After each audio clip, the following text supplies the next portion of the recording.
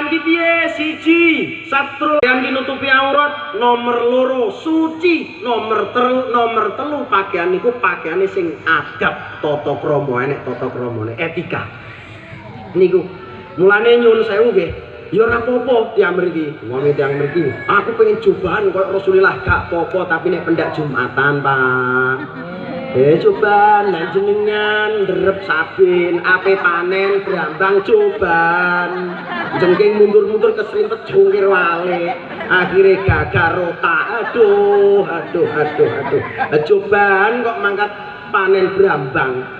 Lah kuwi nadoi wereng akhire esuk kaya katok ngono. Lah kuwi. Lah cobaan kok becak. Lah gak pegel atau watone.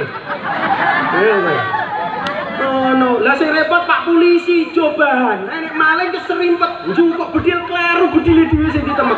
Lah gak repot malah. Jadi